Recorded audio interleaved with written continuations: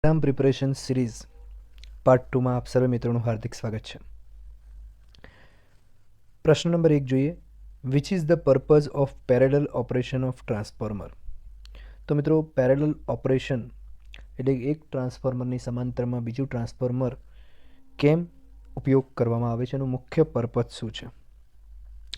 Two reduce the voltage drop, to increase the output voltage, to reduce the number of transformer અને provides more reliability to the power.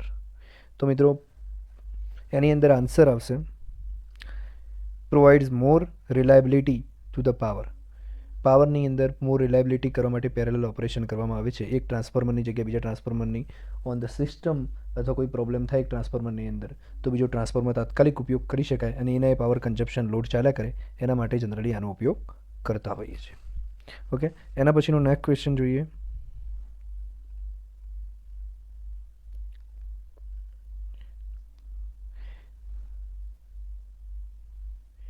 Which condition is to be satisfied before connecting two single phase transformer in parallel? Parallel operation માટે જ્યારે પણ ટ્રાન્સફોર્મરને લેવાનું હોય ત્યારે કેટલીક કન્ડિશનો satisfy થવી જોઈએ. જો અમુક વસ્તુ એકસાથે બે વ્હીકલને, બે ટુ વ્હીલરને એકસાથે ચલાવવા હોય, પેરેલલી ચલાવવા હોય, તો બંનેની સ્પીડ સેમ હોવી જોઈએ. તો આ વસ્તુ, અથવા બંનેના ટાયર સેમ કક્ષાના હોવા જોઈએ અને સાથે સ્પીડ પણ સેમ હોવી જોઈએ, તો જ આ વસ્તુ શક્ય બને. તો એવી રીતે ટ્રાન્સફોર્મરને જ્યારે પેરેલલ ઓપરેશનમાં ચલાવવાનું હોય તો કેટલીક કન્ડિશનો એની અંદર સિમિલર આવવી જોઈએ. તો એમાં આન્સર આવશે કે બંનેની પોલારિટી, મિત્રો, પોલારિટી વગર આપણે આગળ જોઈએ હતી, તો પોલારિટી હંમેશા એ બંનેની સેમ હોવી જોઈએ. કારણ કે જો ઓપોઝિટ પોલારિટી હોય તો સેકન્ડરીનો વોલ્ટેજ વધી જાય, અને જો સેમ પોલારિટી હોય તો પ્રાઇમરીનો વોલ્ટેજ વધી જતો હોય, સેકન્ડરીનો વોલ્ટેજ ઘટી જતો હોય છે. તો આવું ન થાય એના માટે ખાસ આપણે જોવા આવીએ છીએ. Which is the application of Scott connection? આપણે સ્કોટ કનેક્શન જોયું હતું લાસ્ટ લેક્ચરની અંદર. તો સ્કોટ કનેક્શનનો ઉપયોગ મુખ્ય શું થાય છે? તો મિત્રો, એમાં 3 ફેઝને 2 ફેઝ બનાવવા માટે સ્કોટ કનેક્શનનો ઉપયોગ થતો હોય છે. પહેલો આન્સર જે છે એ જ રાઈટ આન્સર છે. 3 ફેઝને 2 ફેઝ તરીકે બનાવવા માટે સ્કોટ કનેક્શનનો ઉપયોગ થતો હોય છે. સ્ટાર અને ડેલ્ટાનો ઉપયોગ, ધારો કે ડેલ્ટામાંથી સ્ટાર બનાવવામાં આવતું હોય તો સ્ટારનો ઉપયોગ શેના માટે થતો હોય? તો ન્યુટ્રલને પ્રોડ્યુસ કરવા માટે આપણે સ્ટારનો બનાવતા હોઈએ છીએ કનેક્શનને. Which type of cooling is employed for the distribution transformer up to 100 kVA? 100 kVA સુધીનો મિત્રો ટ્રાન્સફોર્મર જ્યારે હોય તો એની અંદર આપણે કયા પ્રકારનું કુલિંગ વાપરવું જોઈએ? તો કુલિંગ એટલે ઠંડક. ટ્રાન્સફોર્મર, આવડું મોટું ટ્રાન્સફોર્મર હોય તો આપણે અલગ અલગ પ્રકારના fan cooling, air cooling, forced circulation of oil, આવું અલગ અલગ પ્રકારના કુલિંગ વાપરતા હોઈએ છીએ. પણ 100 kVA સુધીના ટ્રાન્સફોર્મરને આપણે નેચરલ એર હવામાં રાખતા હોઈએ છીએ. એને 100 kVA સુધી ટ્રાન્સફોર્મર શું આવે? ડીપી આવે મિત્રો. તો ડીપી જે હોય છે એની ઉપર આપણે કોઈ પણ જગ્યાએ કુલિંગ એપ્લાય કરેલું હોતું નથી. ખુલ્લી હવામાં બે થાંભલાની વચ્ચે મૂકેલું હોય છે, જ્યાં ઓટોમેટિકલી જે નેચરલી કુદરતી હવા મળે એને કુલિંગ આપવામાં આવ્યું હોય છે. જ્યારે તમે જોતા હોય છે કે સબસ્ટેશનની અંદર આપણે પંખા લગાવેલા હોય છે કુલિંગ માટે, તો એ બધી પ્રોસેસર ત્યાં હોય છે. ઓકે, પણ 100 kVA સુધી એ તો નેચરલ એર મેથડની અંદર ઉપયોગ કરવામાં આવતો હોય છે. Which is the purpose of cooling of transformer? તો કુલિંગ ટ્રાન્સફોર્મરનું એટલે કે ઠંડક ટ્રાન્સફોર્મરને કેમ આપવામાં આવે છે? એની એફિશિયન્સી ઇમ્પ્રૂવ, કાર્યક્ષમતા વધારવા માટે, વાઇન્ડિંગને નુકસાન થતું અટકાવવા માટે, વોલ્ટેજને રેગ્યુલેટ કરવા માટે, કે ટ્રાન્સફોર્મર ઓઇલની લાઈફ વધારવા માટે? તો મિત્રો, સાચો જવાબ છે વાઇન્ડિંગને ડેમેજ થતું અટકાવવા માટે. કારણ કે ટ્રાન્સફોર્મર જો હિટ મારી જશે તો એની કોઇલ પણ ડેમેજ થવાની શક્યતા રહેલી છે. અને ટ્રાન્સફોર્મરનો મેઇન પાર્ટ ગણીએ તો કોર અને કોઇલ.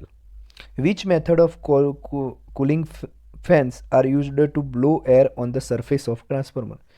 કઈ મેથડમાં ઠંડક નાખવા માટે પંખાનો ઉપયોગ થાય છે ટ્રાન્સફોર્મરની સરફેસ ઉપર? તો ટ્રાન્સફોર્મરની સરફેસ ઉપર કઈ મેથડ દ્વારા પંખા દ્વારા હવા નાખવામાં આવે છે? તો એની અંદર આન્સર આવશે મિત્રો એર બ્લાસ્ટ મેથડની અંદર. એર બ્લાસ્ટ જે મેથડ હોય છે, આપણે જે સબસ્ટેશનની અંદર જોતા હોય છે તો આજુબાજુ પંખા સરફેસ ઉપર હવા નાખતા હોય છે, તો એર બ્લાસ્ટ મેથડની અંદર આનો ઉપયોગ થતો હોય છે. Which is the cause for deterioration of transformer oil? Transformer એનો ડિટોરિએશનનો મતલબ ધોવાણ જેવું કરી શકીએ કે ટ્રાન્સફોર્મરનો ઓઇલ બગડવાનું, ધોવાણ થવાનું મુખ્ય કારણ શું હોઈ શકે? તો મિત્રો due to overload, insufficient cooling, long time use due to atmosphere air come in to contact with oil. તો આ બધા કારણો થોડા ઘણા અંશે તો સાચા જ છે. ઓકે, ઓવરલોડ, વધુ પડતો ઓવરલોડ રહે સિસ્ટમ ઉપર તો પણ થાય, ઇનસફિશિયન્ટ કુલિંગ હોય તો પણ થાય, લાંબા સમયના યુઝથી પણ થાય. પણ મહત્ત્વનું જો કારણ હોય ચારમાંથી ના તારવવું હોય તો due to atmospheric air contact into with oil. એ આન્સર સાચો જવાબ છે. એના પછી જોઈએ, ઓકે, એના પછી આપણે જોઈએ કે which is conventional power, which is a conventional power generation. તો મિત્રો કન્વેન્શનલ પાવર જનરેશન કયું છે? તો આપણે જોઈએ છીએ કે નોન કન્વેન્શનલ એનર્જી સોર્સિસમાં, એટલે કે કન્વેન્શનલ એટલે પરંપરાગત અને નોન કન્વેન્શનલ એટલે બિનપરંપરાગત. તો આપણે સોલર, બાયોગેસ અને વિન્ડ એનર્જીનો ઉપયોગ આપણે પરંપરાગત રીતે કરતા નથી. આમાં કેટલીક વખત કન્ફ્યુઝન હોય બિનપરંપરાગત અને પરંપરાગતની અંદર.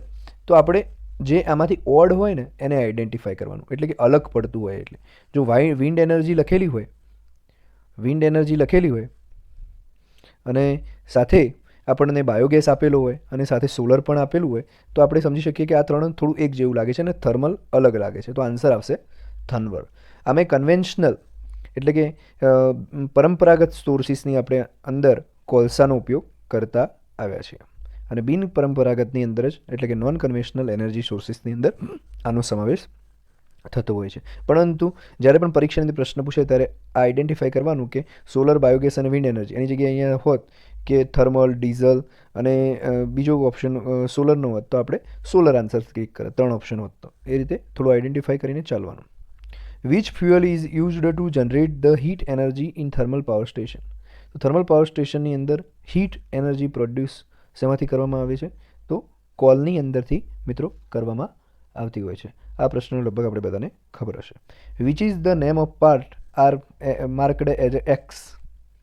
એક્સ તરીકે જે પાર્ટને માર્ક કરવામાં આવેલો છે તેને આપણે શું કરી હાઇડ્રો ઇલેક્ટ્રિક પ્લાન્ટમાં શું કહીએ છીએ? તો આ ચિત્ર જે દેખાય છે મિત્રો એ હાઇડ્રો ઇલેક્ટ્રિક પ્લાન્ટનું છે અને અલગ અલગ પાર્ટ્સ અહીંયા દર્શાવવામાં આવ્યા છે. સર્જ ટેન્ક દર્શાવવામાં આવ્યું છે, વાલ હાઉસ દર્શાવવામાં આવ્યું છે, પેનસ્ટોક દર્શાવવામાં, રિઝર્વોયર દર્શાવવામાં આવ્યું છે. તો અહીંયા જે એક્સ તરીકે માર્ક કરેલું છે એ પાર્ટ કયો છે એ આપણે આઈડેન્ટિફાઈ કરવાનું છે. તો એક્સ તરીકે જે માર્ક કરેલું છે એ છે વાલ્વ હાઉસ. ઓકે, અહીંયાથી વાલ્વ ઓપરેટ થતો હોય છે અને જ્યારે સર્જ ટેન્કની વાત કરીએ મિત્રો, પેનસ્ટોકની વાત કરીએ તો આ જે ભાગ છે એને આપણે પેનસ્ટોક કહીએ છીએ. આ ભાગને રિઝર્વિયર તરીકે ઓળખતા હોઈએ છીએ અને આને વાલ હાઉસ તરીકે ઓળખતા હોઈએ છીએ. અને અહીંયા જે સર્જ ટેન્ક તરીકે અહીંયા જે ઉપરનો ભાગ છે એને આપણે સર્જ ટેન્ક તરીકે ઓળખતા હોઈએ છીએ. ઓકે, અને સર્જ ટેન્ક તરીકે ઓળખતા હોઈએ છીએ. Which is the name part marked as x. તો એક્સ તરીકે માર્કડ કરેલો પાર્ટ અહીંયા આપણને જે નાની નાની ધરી દેખાઈ રહી છે મિત્રો, આ ટર્બાઇન છે. હવે અને આ એક્સ તરીકે માર્ક કરેલું છે એ પાર્ટ કયો છે તે એ આપણે આઈડેન્ટિફાઈ કરવાનું છે. તો મિત્રો આપણે નોઝલ જ દેખાય છે અને જે વ્હીલ દર્શાવવામાં આવ્યું છે પેલ્ટન વ્હીલ છે. ઓકે, અને જે ઉપર જે સ્પિયર આ જે દર્શાવવામાં આવ્યા છે મિત્રો એને સ્પિયર તરીકે ઓળખતા હોઈએ છીએ. એના પછીનો ઓકે આકૃતિવાળો પ્રશ્ન છે. Which is the name of power station. Okay, આ કયા પાવર સ્ટેશનનું ચિત્ર દેખાઈ રહ્યું છે? તો પાવર સ્ટેશનનું ચિત્ર મતલબ ઓપ્શન જોઈ લઈએ આપણે કે હાઇડ્રો પાવર સ્ટેશન છે, થર્મલ પાવર સ્ટેશન છે, ન્યુક્લિયર છે, ડીઝલ છે. અહીંયા ખાસ ડેમ જેવું દેખાય છે એટલે આપણે હાઇડ્રો પાવર સ્ટેશનને કન્સિડર કરીશું. ઓકે, એના પછીનો પ્રશ્ન જોઈએ. What is the name of part that increase the pressure of air supplied to the engine to increase a power in a diesel power plant. તો મિત્રો ડીઝલ પાવર પ્લાન્ટની અંદર એરને જે સપ્લાય કરવામાં આવે છે એનું પ્રેશરની અંદર કોણ વધારો કરતું હોય છે? તે ઇન્ક્રીઝ પાવર, ડીઝલ પાવર પ્લાન્ટની અંદર ઇન્ક્રીઝ પાવરની અંદર જે વધારો કરે છે. તો એની અંદર મિત્રો આવશે સુપર ચાર્જરનો આપણે ઉપયોગ કરતા. કારણ કે ફ્યુઅલ સિસ્ટમથી તો ફ્યુઅલ ડીઝલ સપ્લાય થતું હોય છે, કુલિંગ સિસ્ટમ એન્જિનને ઠંડી રાખવા માટે હોય છે અને ગવર્નિંગ સિસ્ટમ જે ઓછા આપણે જે અંદરના જે આંટા ફરતા હોય એને ગવર્નર દ્વારા વધારે અથવા ઓછા એટલે કે કંટ્રોલ કરવા માટે કોઈ પર્ટિક્યુલર સ્પીડે જ વીજળી જનરેટ થતી હોય છે. આપણે જાણીએ છીએ 1500 આરપીએમ અથવા 3000 આરપીએમ એ રીતે વીજળી જનરેટ થતી હોય છે. એટલે પર્ટિક્યુલર આરપીએમ મેઝર કરવા માટે ગવર્નિંગ સિસ્ટમનો ઉપયોગ થતો હોય છે. Which device further raise the temperature of steam in a thermal power station? તો થર્મલ પાવર સ્ટેશનની અંદર કોલસા આધારિત પાવર સ્ટેશનની અંદર સ્ટીમની અંદર એક વખત સ્ટીમ બની જાય, પાણીમાંથી વરાળ બની ગઈ, તો એના અંદર ટેમ્પરેચરની અંદર વધારો કરવા માટે કયા સાધનનો ઉપયોગ થાય છે? બોઇલરથી તો આપણે પાણીમાંથી સ્ટીમ બનાવી, ઓકે. એ સુપર હીટરમાં એ સ્ટીમને વધારે ગરમ કરવા માટે આપણે સુપર હીટરનો ઉપયોગ કરતા હોઈએ છીએ, ઓકે. ઇકોનોમાઇઝરનો ઉપયોગ આમ તો બોઇલરવાળું જે પાવર પ્લાન્ટ હોય એની એફિશિયન્સી ઇન્ક્રીઝ કરવા માટે, એટલે કે જે ગરમ પાર્ટિકલ્સ અંદરથી નીકળી જતા હોય એની જ ઉષ્માનો ઉપયોગ કરીને પાણીને પ્રીહીટ કરવા માટે ઉપયોગ થતો હોય છે. What is the full form of PWR in a nuclear power plant? તો PWRનું ફૂલ ફોર્મ પૂછ્યું છે મિત્રો, પ્રેશરાઇઝ વોટર રિએક્ટર. એ ઓપ્શન સાચો જવાબ છે. Which material is used to made moderator in nuclear power reactor? મોડરેટરનું ફંક્શન આપણને ખ્યાલ હશે કે જ્યારે અનકન્ટ્રોલ્ડ ચેઇન રિએક્શન થઈ જાય એને રોકવા માટે મોડરેટરનો ઉપયોગ થતો હોય છે. વધુમાં તમને જણાવી દઉં, કોઈ પણ પ્રશ્નમાં કન્ફ્યુઝન હોય તો તમે કોમેન્ટ બોક્સમાં લખજો, એટલે આપણે વિસ્તૃતમાં એના વિશે ચર્ચા કરીશું. તો 56 નંબર જે પ્રશ્ન છે એમાં મોડરેટરનો ઉપયોગ કરવા માટે ગ્રેફાઇટનો થાય છે, ઓકે. એના પછીનો નેક્સ્ટ ક્વેશ્ચન જોઈએ. How sun heat energy is converted into electric energy? તો સૂર્યની જે ગરમીવાળી ઉર્જા છે, જો સૂર્યમાંથી 2 ઉર્જા આપણને મળે છે, આ ખાસ યાદ રાખવાનું. આપણે જે સોલર પાવર પ્લાન્ટનો ઉપયોગ કરીએ છીએ તો સૂર્યમાંથી 2 પ્રકારની ઉર્જા નીકળે છે. નંબર 1 આપણને જે ઉર્જા મળે છે ગરમી, અને સેકન્ડ નંબરમાં આપણને મળે છે પ્રકાશ. તો પ્રકાશનો ઉપયોગ આપણે સોલર પાવર પ્લાન્ટની અંદર થતો હોય છે, અને અહીંયા પ્રશ્ન પૂછ્યો છે ગરમીવાળી ઉર્જાનો. તો કન્ફ્યુઝનમાં ક્યારેક આપણે જવાબ ખોટો પણ લખી દેતા હોય છે. તો ગરમીવાળી ઉર્જાનો આપણે ઉપયોગ કરતા હોય છે સોલર સેલ્સની અંદર. પ્રકાશનો ઉપયોગ સોલર પાવર પ્લાન્ટની અંદર થતો હોય છે, તો ખાસ ધ્યાન રાખવાનું. Which converts rotor rotation into high speed and rotate the electrical generator in wind power generation? તો પ્રશ્ન એવો પૂછ્યો છે કે રોટરનું જે રોટેશન હોય છે એ which converts rotor rotation into high speed, એટલે કે નોર્મલ જે વિન્ડ પાવર પ્લાન્ટની અંદર આપણે જોતા હોઈએ છીએ કે એકદમ ધીમી સ્પીડે એનો પંખો ફર્યા કરતો હોય છે, ઓકે. તો એને આપણે હાઈ સ્પીડની અંદર, કારણ કે ટર્બાઇન જ્યાર સુધી એની એકચ્યુઅલ સ્પીડે નહીં ફરે ત્યાર સુધી આપણને વીજળી મળશે નહીં. તો એ એકચ્યુઅલ સ્પીડે ફેરવા માટે શેનો ઉપયોગ કરતા હોય? ગિયર બોક્સનો ઉપયોગ કરતા હોય, કારણ કે ગિયરના ઉપયોગથી જ નાની સ્પીડને વધારે અથવા વધારે સ્પીડને ઓછી સ્પીડ કરી શકાતી હોય છે. Which is the voltage range of secondary distribution? તો સેકન્ડરી ડિસ્ટ્રીબ્યુશન માટે આપણે સેકન્ડરી ડિસ્ટ્રીબ્યુશન એટલે છેલ્લામાં છેલ્લું ડિસ્ટ્રીબ્યુશન કહેવાય. તો એની અંદર આપણે 415 વોલ્ટનો ઉપયોગ કરતા હોઈએ છીએ 3 ફેઝની અંદર. Which type of transmission is adopted for AC power transmission? AC power ટ્રાન્સમિશનની અંદર કઈ પદ્ધતિનો આપણે વધારે પ્રમાણમાં ઉપયોગ કરીએ છીએ? તો એસી ટ્રાન્સમિશનની મિત્રો વાત કરેલી છે, ખાસ શબ્દ ઉપર હાઇલાઇટ કરું છું. ટ્રાન્સમિશનની વાત કરેલી છે તો 3 ફેઝ 3 વાયર આવશે. અહીંયા જો ટ્રાન્સમિશનની જગ્યાએ ડિસ્ટ્રીબ્યુશન હોત તો 3 ફેઝ 4 વાયર આવત. તો યાદ રાખવાનું, ટ્રાન્સમિશન હોય તો 3 ફેઝ 3 વાયર અને ડિસ્ટ્રીબ્યુશન હોય તો 3 phase 4 wire. Vote is the name of conductor used in overhead lines? તો મિત્રો ઓવરહેડ લાઇન્સની અંદર ACSR કંડક્ટરનો ઉપયોગ થતો હોય છે. ACSRનું ફૂલ ફોર્મ પણ અમુક જગ્યાએ પૂછાતું હોય છે, તો લખી દઉં છું, aluminium conductor steel reinforce, okay. Aluminium conductor steel રેઇનફોર્સનો ઉપયોગ થતો હોય છે. Which is the important property of overhead line supports? Overhead લાઇનના જે સપોર્ટ હોય એની સૌથી ઇમ્પોર્ટન્ટ પ્રોપર્ટી કઈ હોવી જોઈએ? તો મિત્રો ઓવરહેડ લાઇનના સપોર્ટની પ્રોપર્ટી શું હોવી જોઈએ? તેની સ્ટ્રેન્થ મજબૂત હોવી જોઈએ, તો જ આપણને, કારણ કે એની કંડક્ટિવિટીની જરૂર નથી, ગ્રેવિટીની જરૂર નથી, કે હેવી વેઇટની પણ જરૂર નથી. ખાસ તો એને મિકેનિકલ જે યાંત્રિક તાકાત છે એ જળવાઈ રહેવી જોઈએ. આ પ્રશ્ન પૂછાયો તો 2-3 જગ્યાએ. Which is the span length of steel tower? તો સ્ટીલ ટાવરની સ્પાન લેન્થ કેટલી હોય છે? તો મિત્રો 100 થી 300 મીટરની એની સ્પાન લેન્થ હોય છે. Which height the stay insulator are to be fixed. મિત્રો જે સ્ટે ઇન્સ્યુલેટર એટલે કે આપણે એને ગુજરાતીમાં તાણિયા કહી શકીએ. સ્પાન એટલે વચ્ચેનો જે એરિયા હોય એને સ્પાન લેન્થ કહેવાય. ઓકે, સ્ટે ઇન્સ્યુલેટર એટલે તાણિયા કહેવાય. અને તાણિયા કેટલી ક્યાં ફિક્સ કરવામાં આવે છે? તો અહીંયા છે કે 1 મીટર ગ્રાઉન્ડથી not below 1 metre from ground, એટલે 1 મીટરથી વધારે ઊંચાઈએ ન હોવા જોઈએ. બીજો ઓપ્શન છે not below 1.5 from ground, not below 2 metre અને નોટ બિલો 3 મીટર. તો આન્સર આવશે not below 3 metres from ground. Okay, તો તાણિયાની જે ઊંચાઈ છે એ 3 મીટરથી ગ્રાઉન્ડની 3 મીટરની આસપાસ હોવી જોઈએ. Which is the name of insulator? આ જે સ્ક્રીન ઉપર દેખાઈ રહ્યું છે એ ઇન્સ્યુલેટરનું નામ શું છે? સૌપ્રથમ આપણને ઇન્સ્યુલેટરના અલગ અલગ નામ પણ ખબર હોવી જોઈએ કે સસ્પેન્શન ઇન્સ્યુલેટર છે, સ્ટે ઇન્સ્યુલેટર છે, સેકલ ઇન્સ્યુલેટર છે કે પોસ્ટ ઇન્સ્યુલેટર છે. હવે ખબર કેવી રીતે પડે કે કયું ઇન્સ્યુલેટર છે? તો જનરલી આપણે આન્સરમાં કેવી રીતે જોઈએ છે કે એનો ઉપયોગ કઈ રીતે કરેલો છે. જો અહીંયા છે ને વળાંક માટે ઉપયોગ થઈ શકે એવું એ પ્રકારનું ઇન્સ્યુલેટર છે, એટલે આપણે એને સેકલ ઇન્સ્યુલેટર કહીશું. તાણિયા તરીકે ઉપયોગ થાય એવું હોય તો સ્ટે ઇન્સ્યુલેટર, અને સસ્પેન્શન ઇન્સ્યુલેટરનો ઉપયોગ જનરલી બધી જગ્યાએ થતો હોય છે. આ જુઓ આવી ગયો તાણિયો, not below 3 metre from ground. Okay, તો સ્ટે ઇન્સ્યુલેટર આવી ગયું છે.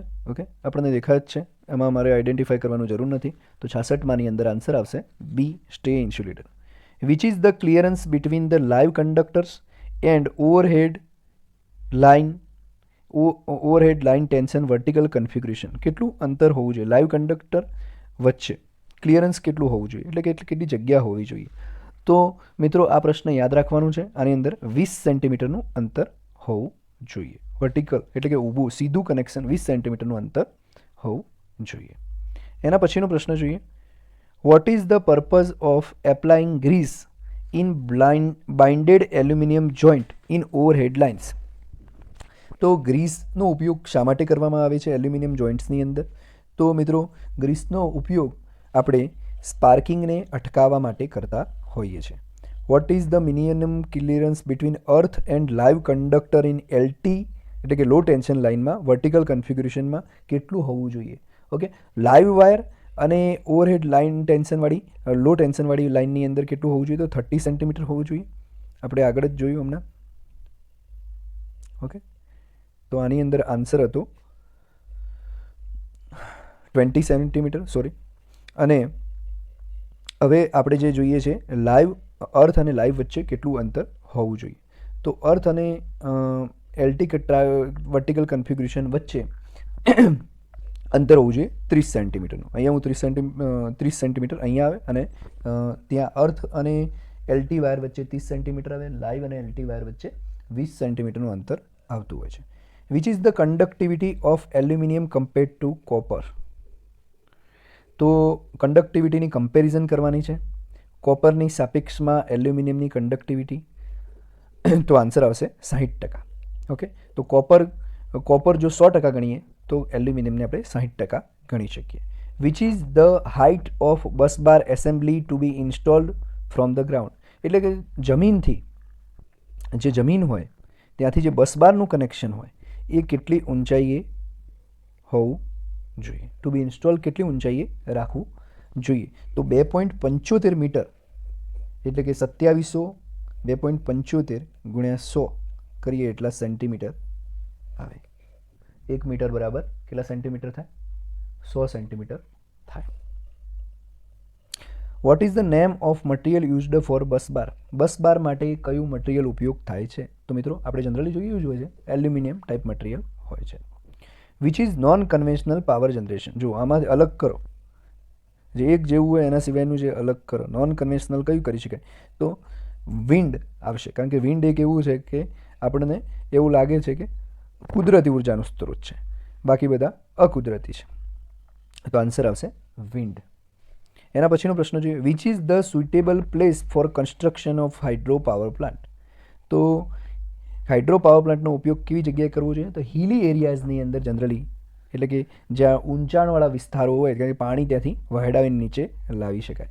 Which is the main disadvantage of hydro power plant? તો મિત્રો મેઇન ડિસએડવાન્ટેજ એ જ છે જે એ ઓપ્શનમાં લખેલું છે કે એની જે શરૂઆતની જે લાગત છે, શરૂઆતની જે કિંમત છે એ અતિશય ઊંચી હોય છે.